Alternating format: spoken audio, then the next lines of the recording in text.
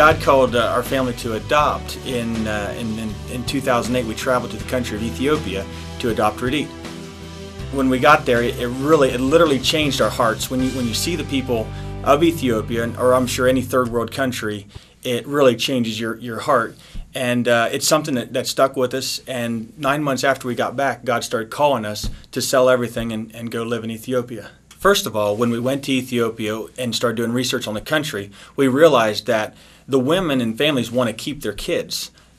Being in an orphanage is the last resort. And women who want to keep their children relinquish their children to orphanages just so their basic needs would be met. So when me and my wife realized that became our passion, to help single moms primarily to keep their kids, to make a way for them to keep their kids instead of relinquishing them. So we started seeking, and he brought us Grace Center. And what they do at Grace Center is they offer daycare, so mom can go work and leave their children in daycare for free, and then mom comes back there and she provides a living for their children, comes back to the daycare, and they remain as a family. And now there's women who have HIV or handicapped and they're not able to work. Well, Right. Grace Center has a work co-op where they teach women different trade skills. And so the women will weave baskets, embroidery, necklaces, bracelets, and they'll sell their products, and that becomes their income for their family. And then again, they remain as a family. They're not orphaned. And so Grace Center has many outreaches to the elderly in the community, to the street orphan children.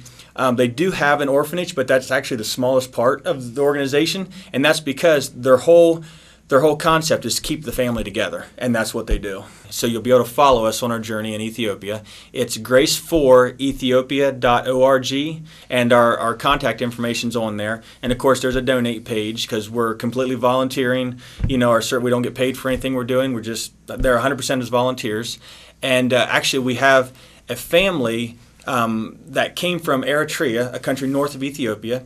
And he's roasting coffee, Ethiopian coffee beans, and his family walked from Eritrea to Sudan to become a refugee in the U.S. And he's the first college graduate from their family, and now he's roasting beans, and we're selling beans here locally, and we're going to offer them here through our church, and people can put in orders, I think twice a month, and $4 on every order goes to help build the Grace Center compound.